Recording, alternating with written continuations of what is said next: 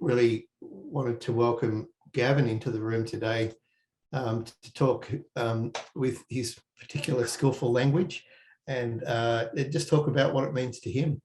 He's our chair, and he's been an active conscious capitalist for many years, even though he only realised that he was about 2 or 3 years ago, because he was faithfully executing his business to B Corp standards and doing all sorts of very innovative things in the culture of his organisation. So what we wanted to do today, just to sort of get the ball rolling, is to just check in with everyone on the call, because we decided that our KPIs this year needed some refinement, and we wanted to really understand who's on the call and how they identify themselves as. Do they identify themselves as conscious capitalists?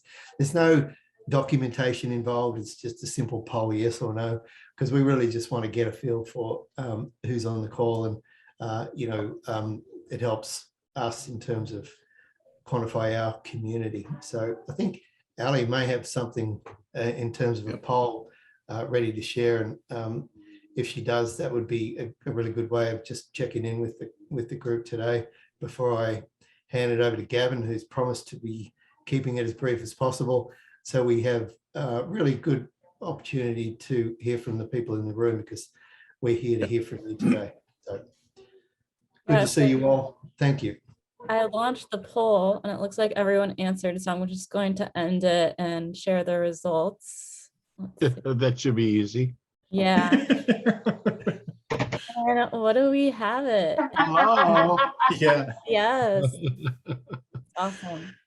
Yep. That's great. you're quite So- a poster, Ali.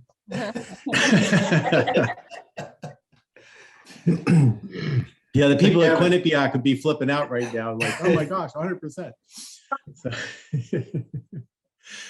yeah, the self-sorting group. So, yeah, so I'm gonna only maybe show one slide today at the end of this. So, but really wanted to just talk to you, about my view on what conscious capitalism is, and more importantly, why it works. And like as Glenn said before, it actually works much, much better than the normal way of doing things. And there's very solid reasons for that. So I want to talk about all that. And at the end, we'll talk about the 4 principles of conscious capitalism and how they tie into everything that we talked about before that. But if we could just do 2 quick things, and you just shout it out or whatever, but we need, if we could get like 4 or 5 things that you think are indicative of a good person. So, what traits does a good person have? What sort of things do they, Integrity. Yeah, integrity, excellent. Kindness. Yep. What was that? Kindness. Kindness. Humanity. Yep. Generosity. Generosity, excellent. Talent. Okay. What did you say, talent? Yeah, okay. Empathy. Empathy, excellent. Nurturing. I'd Cool. say joy. Joy. I like Okay. that. Yeah. And then like just 3 or 4 things that, of a bad person. What, Selfish. traits of the- Honest. sorry? Honest. And I still didn't. Oh, selfish. Yeah. I think was it. Selfishness is another big one, right? Yeah.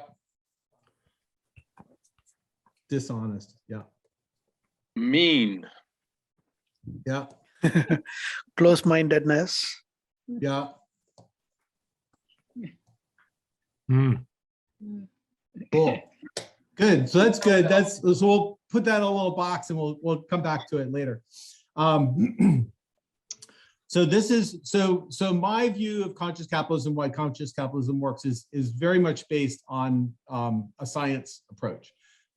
So there's a guy who's an evolutionary biologist. His name is David Sloan Wilson, and we'll talk about him in a little bit. But so it's it's based on evolution and how we're wired as a species and things like that. So, but really quickly, if we just sort of go back in our minds, maybe it was 6th grade, 8th grade, or whatever, and we were learning about evolution for the first time, and it all came down to survival of the fittest, right? So, and what's meant by that is survival of the fittest in a particular ecological niche. So there's a food source or an environment or whatever, and over time, if there's resources available and a place to live and everything, some creatures will gradually evolve to fill that niche.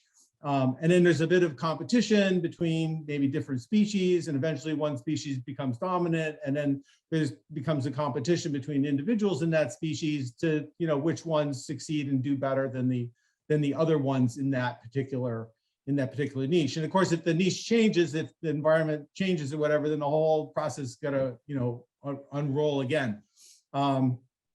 So if for example we pretended we had two people, person A and person B, and person A, and they're both the same sex, they're the same age, and person A is very bright, strong, fast, and pretty skillful and good looking, and person B is sort of average good looks and average skills and abilities and that sort of thing. We would expect person A to outperform person B, right? From an evolutionary perspective, you would think that person A would be much more likely to pass on their genes to the next generation and so on, right? Does it making sense? All sound logical? So I think this is where the neoliberal school of economics got their idea for Homo economicus. It's the individual in business that's the most calculated, has the best ability to calculate value, figure out what their best self-interest is, and that sort of thing. And that person, acts on their own best self-interest and does what is good for them. And they're the ones who are most likely to succeed. And that's really where the neoliberal school of economics is coming from, saying this is how it all works. It was also convenient because it's mathematically much easier to run a program where the individuals always do whatever's in their own self-interest. That's much less complicated to program than a program there where people are doing things for a whole variety of reasons. So there was, so that's sort of the general, when people think about evolution, that's sort of the general perspective that people have, right? And that gets applied to the whole, to business and that sort of thing. But and it was generally held that that was the way it worked in the field of evolutionary biology up until about 20 years or so ago. Darwin did throw was concerned that his theory didn't make 100% sense in some cases and knew that there was a problem with it, but it really didn't get fully explored until about 20 years ago when this guy, David Sloan Wilson, really started bucking the trend and saying, look, it's not about survival of the fittest individual. It's not about the selfish gene, Richard Dawkins' book, and succeeding that way. At least it isn't for all creatures. It might be for a crocodile or something like that, but for human beings, elephants, crows, wolves, whales, a bunch of other social species, evolution is actually happening at a different level. So it does happen at the level of the individual, but much more importantly, it happens at the level of the group. So when you have so we had that person A and person B example before, person A being the much more fit for the niche than person B. Now we'll throw a different thing in there because these two people actually aren't in the same group. So person A is in a different group from person B, and person B is in a group where everybody in that group is extremely altruistic, where they're kind, they're generous, they're helpful, they watch each other's kids, they teach each other whatever they know, share information willingly, they're always interested in learning something new. It's really a great group to belong to. And unfortunately for person A, despite all of their individual benefits and traits and everything, they happen to be born into essentially a group of Homo economici who are only self-interested. They only care about themselves. They're not interested in helping each other out. So that doesn't mean that they don't do things for each other. So somebody might agree to watch somebody else's kids today, knowing that the clear understanding is that tomorrow you're going to do it for me and with interest. So there's some benefit for me for doing that, right? So and it's nothing personal, it's just business kind of mentality. So now you look at those two individuals, person A and person B, and I think you'd probably agree that person B now has a far better chance of passing on their genes to the next generation and the generation after that, assuming that they keep that kind of a culture going in their group. So everybody with me on that? Good. So yeah, the key difference is that it's not survival of the fittest individual that matters for human beings. It's survival of the fittest group that matters. And the same thing applies to businesses and everything that we do. So evolution had to figure out a few things to once evolution started molding us in this direction. Evolution needed a few things to keep us going on the right path, and a few things that it could do differently to optimize the situation. So one of the things that evolution did was came up with this with intrinsic motivation. So we're all intrinsically motivated to do things to help each other out, right?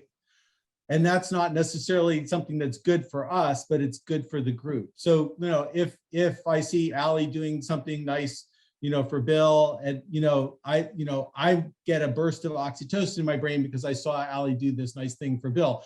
Allie's getting a little burst of oxytocin because she did a nice thing for Bill. Bill gets one because Allie did a nice thing for him. So and it could be an act of generosity. It could be expressing gratitude for something. It could be forgiving somebody for something. It could be any of the things that the field of positive psychology has discovered are intrinsically rewarding and intrinsically motivating.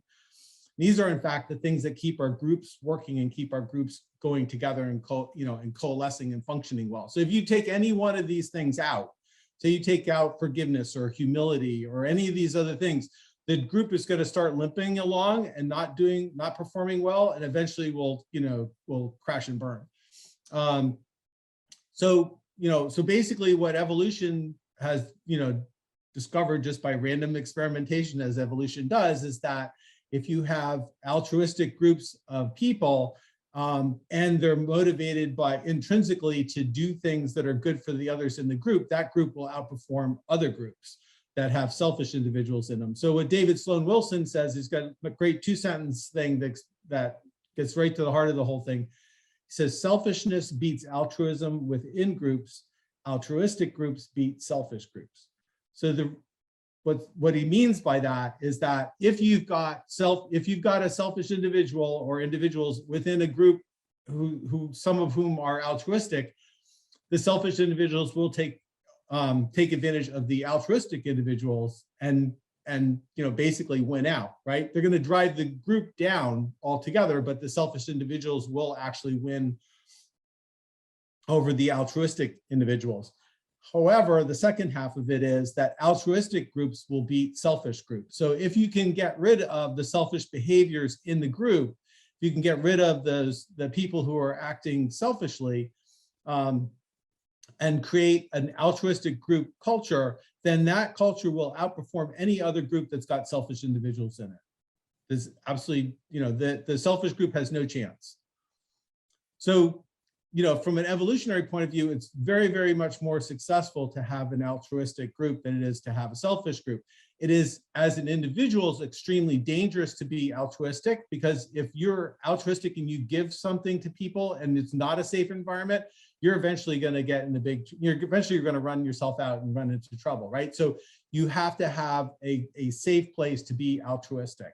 And once you've created that safe place, then it works really, really well. So the other thing, the last thing that I'll mention that evolution came up with was, so if we're thinking back along the survival of the fittest individual thing, and say you were going out on some sort of eco challenge all by yourself, and you had to survive in the wilderness for 2 weeks or something, and you could only bring one tool with you. Most of us would probably bring like some matches or a really big hunting knife or something like that, right? So we bring this one weapon of choice or tool of choice, whatever it is. Maybe it's a hatchet or something, and that would be the thing that we would bring with us. So if you're in a system where it's the survival of the fittest individual that counts, then what you end up with is a whole bunch of individuals that look very, very similar, right? Because there's a particular set of genetic abilities and things that are optimal for that particular thing. But when you're evolving as a group, you can do a completely different system. You can actually have a whole Swiss Army knife of things, tools available, because it's not like all of us are going individually into the woods and we're all got a big knife. We're all going now together in the group, and we've got this whole range of tools that we can all bring. We can all bring something different. And if you look at us, we don't look anything, like you look at some other species, most of the species where they just live as individuals, they all look very, very similar. They're all about the same, the same size, same shape, relatively very close, right? Because they've been honed to fill that niche. When you look at human beings, we're like all over the map. Our size, our shape, our skills, our abilities, taller, shorter, all kinds of things. And that's because it's much, much better that when you're evolving, when success depends on the group, then you can bring like a whole variety of things with you. So you can bring a tall individual, you got a tall individual group that can reach up and pull an apple off a tree, and pass them out to everybody. But you can also have somebody who's really small and lightweight who can scamper up to the, higher up in the tree and throw apples down to everybody else. So you got a whole range of things. And, as different as we are on the outside, it's vastly much, more variation on the inside. So from a personality point of view, way of looking at the world, whether we're, introverted or extroverted or more risk-taking or more conservative, we've got all these different personality traits, and we're basically bringing that whole kit to work for the entire group if we do it properly, right? So if we create an altruistic group where people are intrinsically motivated, have enough autonomy to be intrinsically motivated to bring everything that they're really good at to work with them, then you've got a much better system than you would have otherwise. Now, so maybe we can just, let's see, let me do a screen share.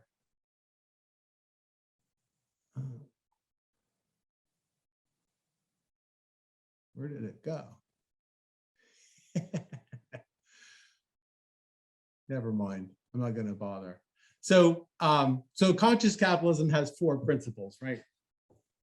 So the first one that I like to talk about is a conscious culture. So a conscious culture is an altruistic culture. So it's a culture where people basically, where people take care of each other, right? So if you looked at, what we talked about before, with the good person thing, right? So integrity, kindness, humanity, generosity, talent, empathy, nurturing and joy. Those are all good things, right? They're also all altruistic things. So if you are just generous to a fault and you're doing that in a society of selfishness, you're just in trouble, right? You're never going to make it.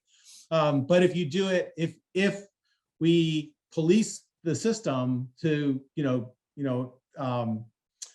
keep the selfishness out of the group, then it works much better. So every single thing that you would think of as a good person, or every single thing that's intrinsically motivating, is actually good for the group and logically bad for the person, for the individual, right? But since we're group creatures and our success depends on the group, our evolution, evolutionary success depends on the group, it makes sense to nurture the group at the expense of the individual.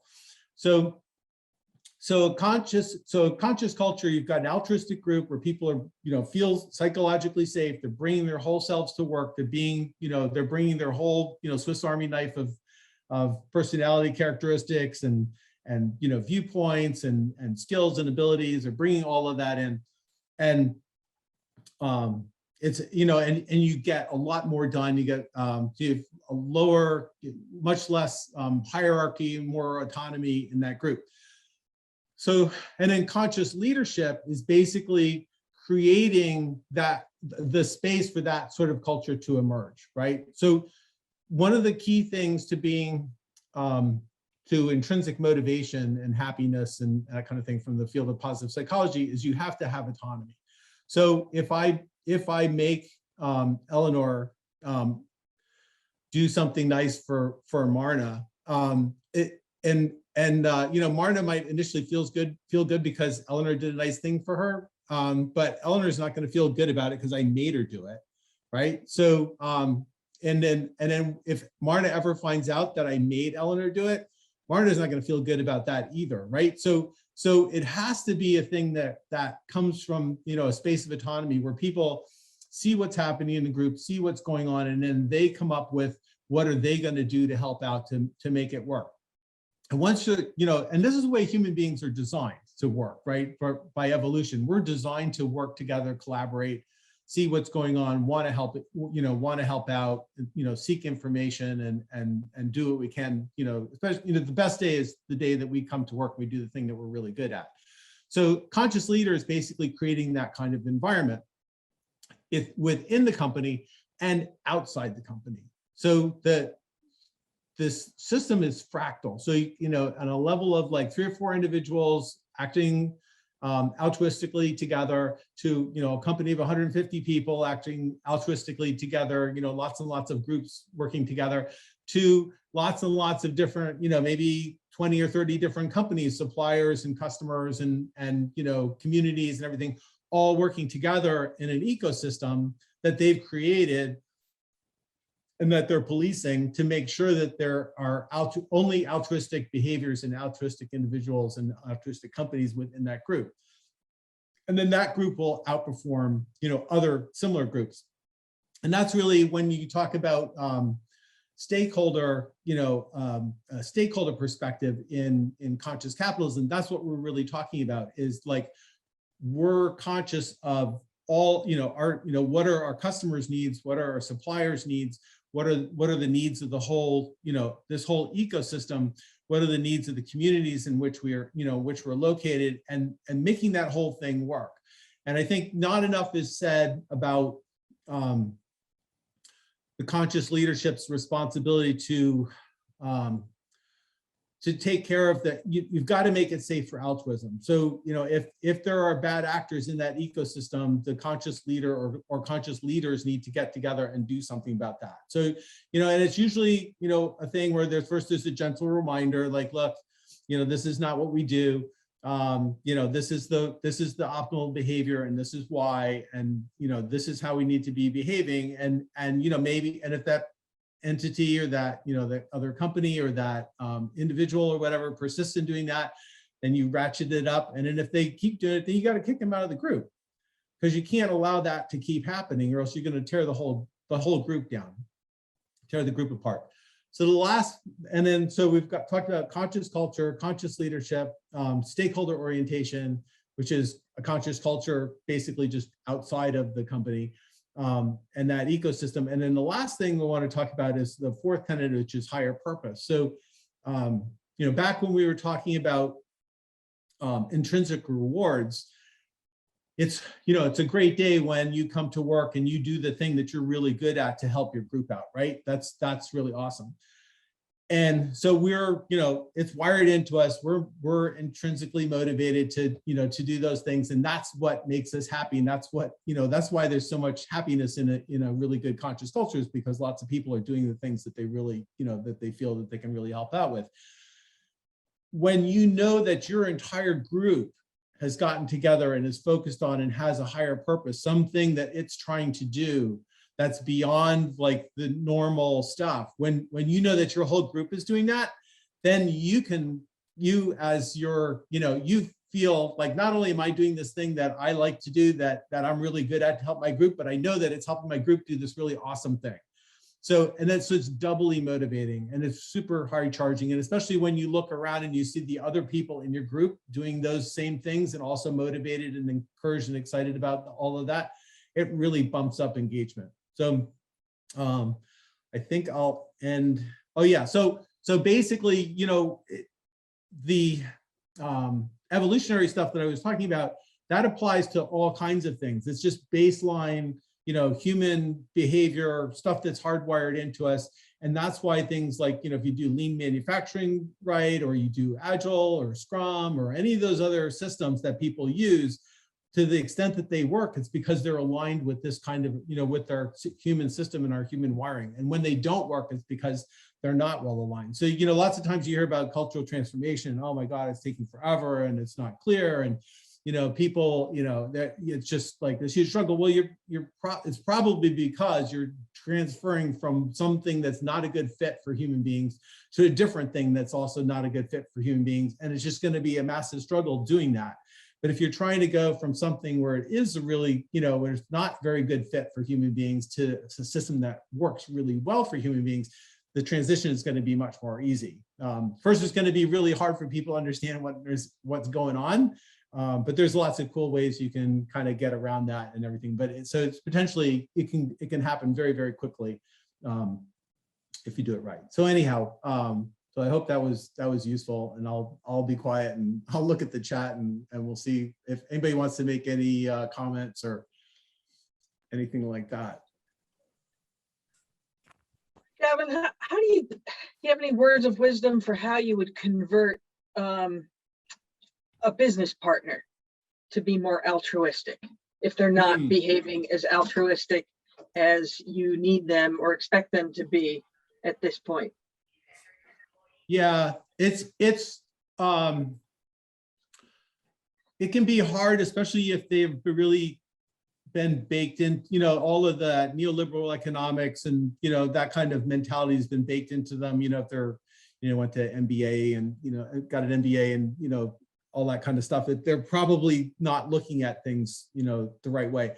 I would try explaining it, you know, maybe in the way that I just did, because I think that logically they might actually get it, that you know, there is, you know, because once you look at that example, like, you know, person A and person B, you know, those two different groups or whatever, it's very, very clear that person B is going to be very, very much more successful, you know, than person A, just because of the group that they're in. And that group doesn't have to just be, you know, a little, you know, tiny group of people. It's a whole company or a whole group of companies. It's the same thing. So I guess I would try explaining it that way. Some people are going to have an easier time of getting it, and some people a harder time.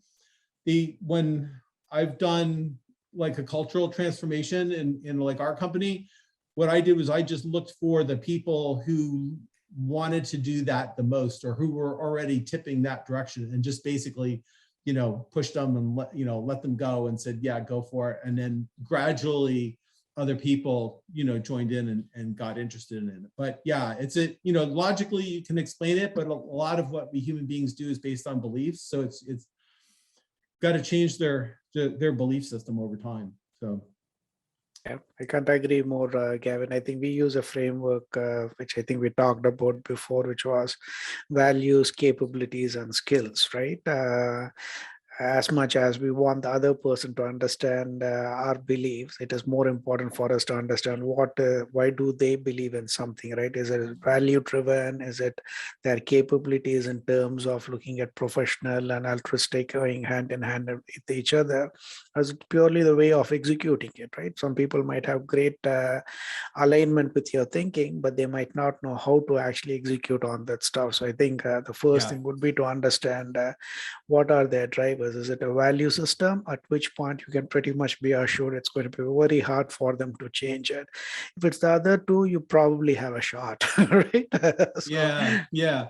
Well, and you know, from their point of view, if they've experienced a lot of selfish individuals, a lot of, you know, bad cultures or, you know, experiences in their life, they're going to be like, yeah, we can't do this. That's really dangerous. Right. That's exactly and they'd be right. You know, so you've got to, you know, you've got to make the system safe for people to change and to start, to start being, to seeing it differently and start being more altruistic. But yeah, it's not easy. So, Do hi, we if just jump in? How do we do this? Do we raise Sure. our hand? okay. No, you go ahead, Ali. Yeah, first of all, thanks for being here. I really love a lot of what you had to say. I've been also tuning into a lot of this type of talk, like among the regenerative economics, fair trade, B Corp, like a lot of sustainability initiatives. And I think it's great, but here's the thing: when you really get to the point of communicating this into business, people are always looking at cost, right? So price and cost. And it makes it much more difficult. Like, for example, I'm a gemologist and I've been working on a project with some mines in Africa, trying to figure out like gemstones from mine to market in a sustainable way. And, in this similar fashion, in the philosophy of like taking care of the people who are living near the mines, making sure that we provide the right pricing and so forth. So we're getting hiccups in the pricing because obviously it's difficult to be competitive when you're also doing the right thing. It just makes it really hard to put it into action. So I guess I'm wondering, how do you really try to put this into action and get everyone else to go along with you when so many people are focused on, cost and price? And for example, another example, we're thinking about putting together a cutting facility. The people who are cutting right now, the gemstones, the cutting and polishing, they're not up to speed. They're not like, Bangkok or Thailand. They're not there yet. So, but we know that we can get the cost versus the value over time. But who's willing to buy those stones that are not cut perfectly? So again, I'm just thinking, like, how do you put this into action when there's so much in challenging factors when it comes to business, right? Yeah, no, that's an excellent point. So what's there's a few of our kind of community members that are also dealing with consumer products, like you're dealing, and let's just say gemstones are for a moment, but they're finding that customers are willing to pay a premium for things that are ethically sourced, whether it's organic or sustainably grown or harvested, or in your case, mined. And the consumer sentiment is becoming more and more educated to the point where they now hold those things as part of their selection criteria. So every purchase they make is making a statement for the kind of world that they want. So, I know in many cases it's a race to the bottom in terms of pricing. Look at the minimum wage, for example. But what we try and do is with the people we work with, articulate the other values that they bring in. And if being creating a sustainable product, particularly in mining, which I think is a great example of a very extractive kind of plundering product. So I don't know, just wanted to throw that in there as a possible way of articulating a higher value, a higher purpose. I wonder if there's a limit on, go ahead. I'm sorry. I'm so sorry. I mean, without sharing too much, I don't want to overshare or take up too much air in the room, but also I said the same things that Glenn just mentioned, but we someone came back at us like, okay, so no one's gonna buy, amethyst for, this much per carat if they could buy it for half the amount. And just conveying that message becomes so much more difficult when you're in a team with other people who are just so focused on cost, and that's the only thing. And here's the other thing: the people who are learning how to cut, one of the things that we found, which I'm trying to correct right now, they're paid at an hourly rate.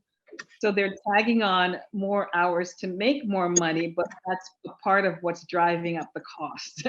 So it becomes a little complicated, but there's some kinks that we're going to work on. But I just wanted to say that there's just so many other, parameters going on with it. I get it. Yeah. One of the things that I guess I'd say is that you have control within your group. So within your group, I would, drive for, as much autonomy and intrinsic motivation and altruistic behavior, minimal hierarchy, maximum autonomy and everything within the group. And, like from a lean manufacturing point of view, if you get people engaged on doing things and how to do them better and faster and, be more productive and that sort of thing, you can gain a lot that way. The other half of the issue, though, is the external part of the system is that you're not the only player in this bigger system, and there are some players that are acting, in a selfish manner and not, behaving in a humanitarian way. So I think, what Glenn is sort of saying is that, if you can find your other, altruistic external group and pull them in, those people who are looking, who value the things that you're doing, you stand a better chance at, at coming out ahead if that whole group is working together. Both inside and outside. And I'm not saying, I've got easy answers for you, but that's the formula. That's like the path I would be going down, trying to create as much of that conscious culture inside the whole group, and then also outside the group between all the different actors and players and everything in that group. And actively looking, so like, a conscious leader is actively, looking for to create that altruistic environment that their company is going to be in. And if I'm an altruistic leader and a conscious leader, and I know that there is a, customer of mine that is acting very, very selfishly, that just, price is the only thing they care about. They beat me up all the time. They pay late. They, all this kind of usual behavior that you see, I know I need to get rid of that one. I need to fix them, have a good heart-to-heart talk, or I need to like boot them off the field, find somebody else, right? So, and then, as soon as you find a better person, you guys team up and like that person is history. And then you can have another talk with them, say, look, you're going to be history, unless you get squared away. But yeah, maybe Vito, did you have a? Yes, I wanted to make a comment.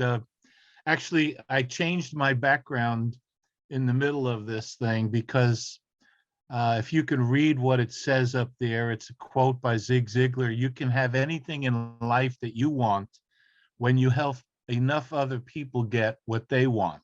Yeah. And that has been my conscious capitalism mantra for almost 50 years.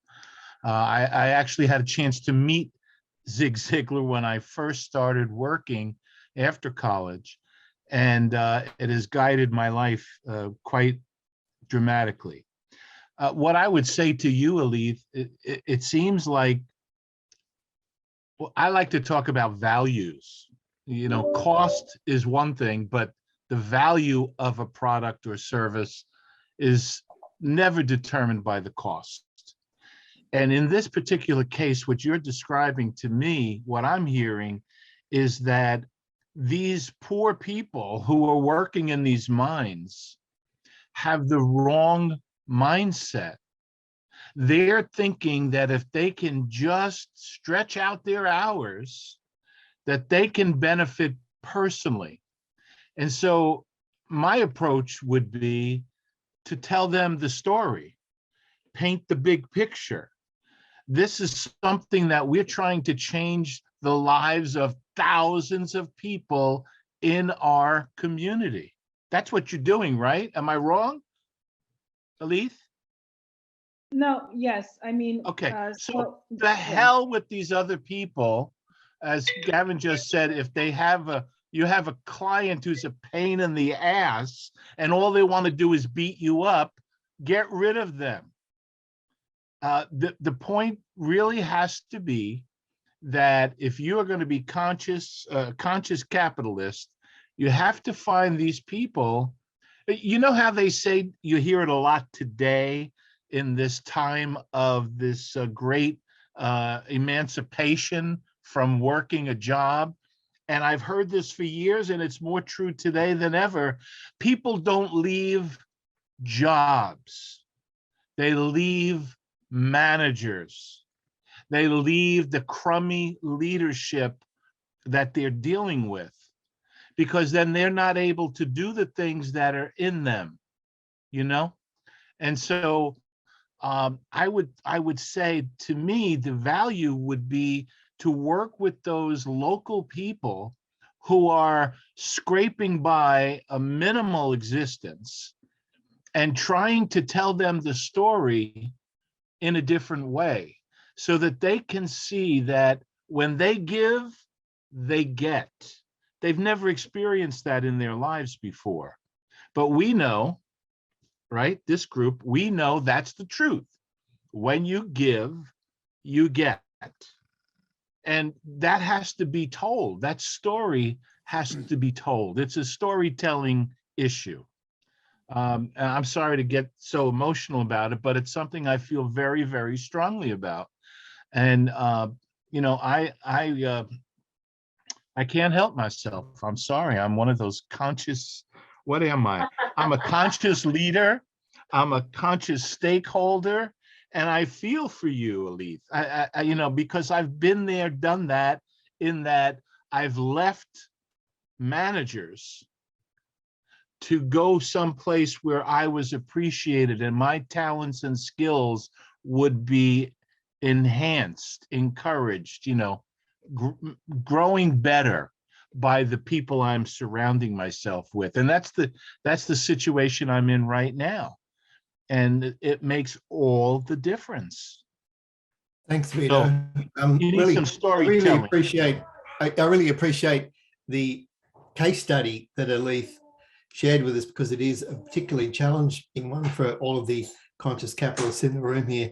And I just thought I'd open it up to the two others in the room that we haven't heard of, Nell or Aminda, if you want to sort of bounce it off Gavin now. Anything is on your mind, you're welcome to do so. We love to get some variety in the room. So thank you. I'll chime in. I'm sort of multitasking, thrilled to be able to slip on here and see and be part of this group. I think about this all a lot from the talent angle. So been doing purposeful leadership for about the last 10 years from a recruiting on one side and then leadership development. And so I'm curious to hear how, Gavin, what you're seeing, or others in the group. I just think, you know, particularly as everyone panics about the Great Resignation, sort of belatedly, I would say, but better late than never. It's really cool to see the power that employee desire can have from, you know, whether it's someone like you, Vito, with your right-placed passion, and then of course, generationally, as we know, younger folks coming up with just no doubt in their minds that business has to be better for their worlds. But yeah, what are you seeing from a talent perspective, whether retention, attraction, development? I see it all. Yeah, I think Vito, really nailed it with, people actually are leaving because they want to contribute more and they're frustrated that they can't. Yeah. Isn't that weird? So they've got more to contribute and they want to desperately, because that's how they're gonna, they want to be fulfilled. They want to be intrinsically rewarded. They want to grow as a person. They want to try some new stuff. And their current situation won't let them.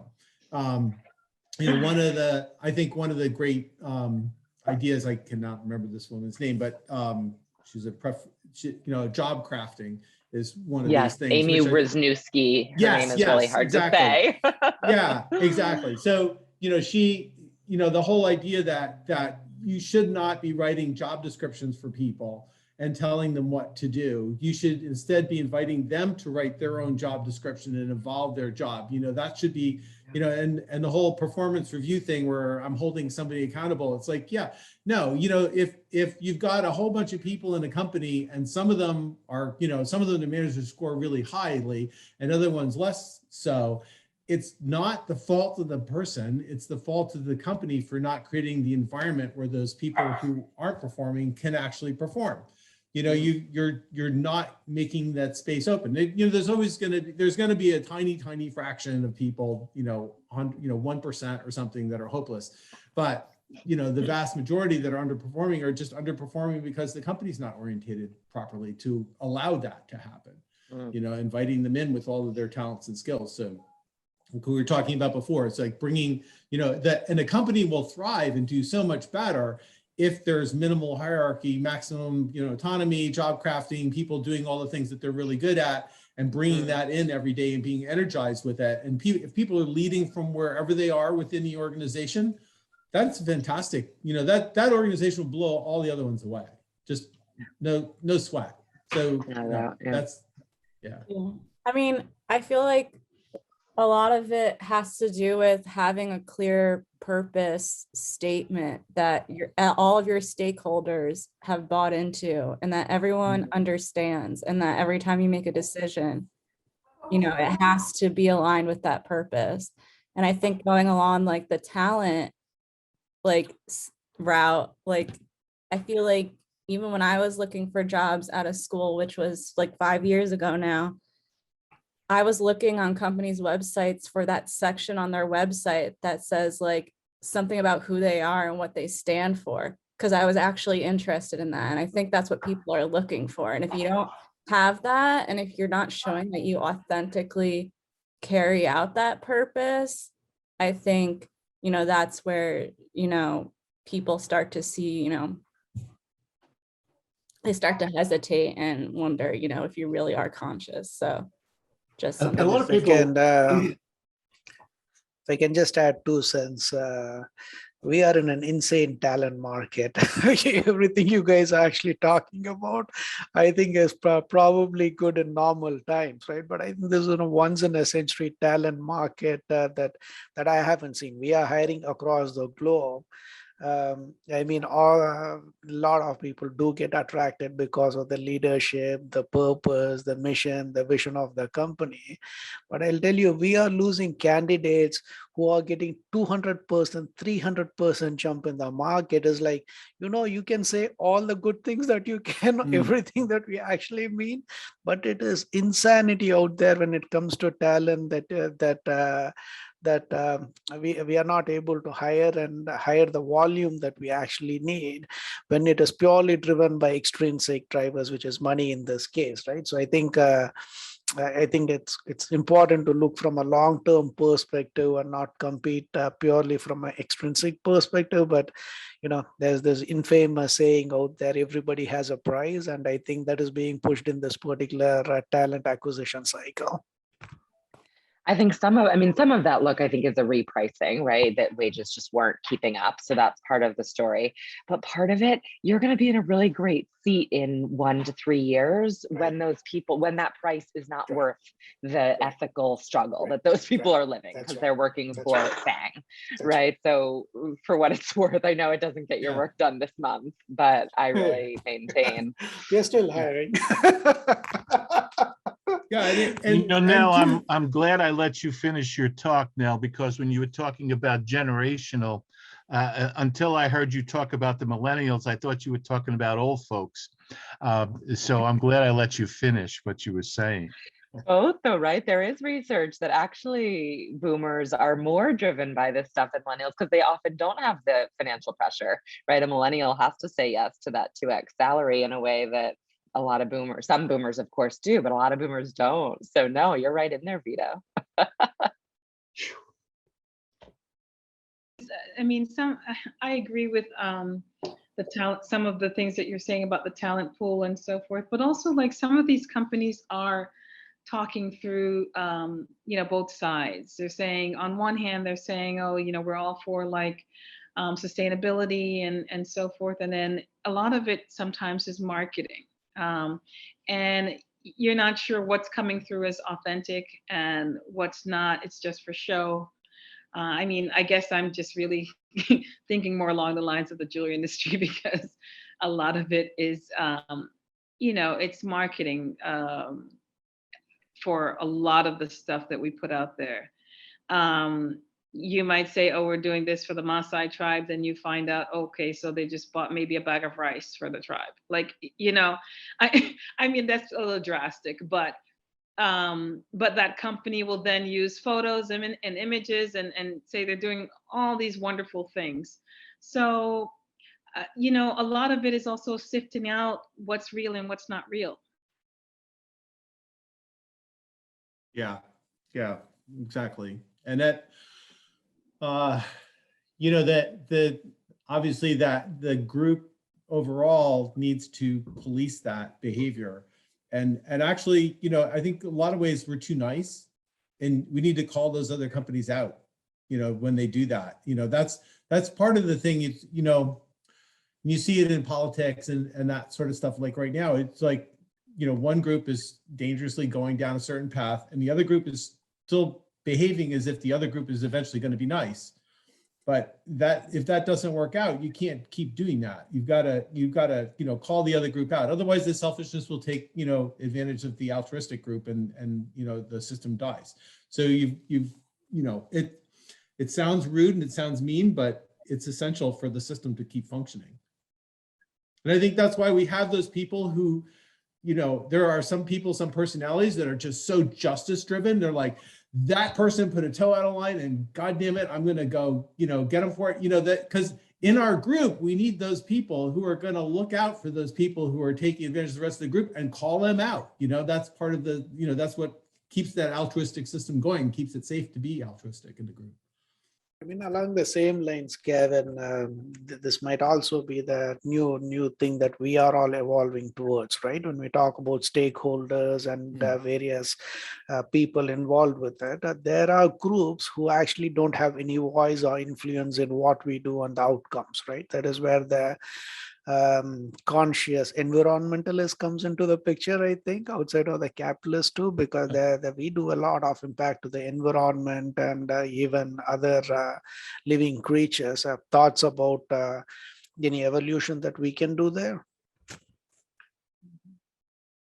Thanks, Sashi. And as we get close to the top of the hour, I always have this thought about people and companies and how they're often described as sort of mechanical like objects, but every company is built of human beings and they're built around their values, around their systems and everything. So we often talk about conscious capitalism as sort of a new operating system that you might want to consider to run in the background, because it's a way of organizing all of your you know, the purpose, the culture, the stakeholders and the leadership within a sort of holistic view or a set of lenses. And back to what Marta said earlier, when you've got, you know, when you're bumping up against people that are sort of resistant to it, in some cases, we as human beings have to unlearn certain things. And in most cases, that's what most MBA graduates learned in the 80s and 90s, because, you know, we're relearning what it is to be a decent human being and a successful business person all at the same time. So I think it's been a great conversation. I love the way Gavin sort of packaged it, and really great conversation, Aletha, particularly interesting challenge in your community. And we'd love to keep talking about that and how we can buttress your conscious sort of operation within that community. I think that's a great challenge. And Nell, great to meet you live, and thank you everybody. Vito, we haven't met, but really appreciated your conversation today. And don't give up, Aletha. Yeah. Keep up the fight. We're here for you. I'm very close, but every day I give up. No, I hear that. Don't do it. We want to hear as the months roll by how things are changing for you, and yeah, stay in touch. Okay, thanks. Thank you, everybody. Thank you. Have a great day. See you soon, Gavin. Yep. Yeah. See you soon, Glenn. Yeah.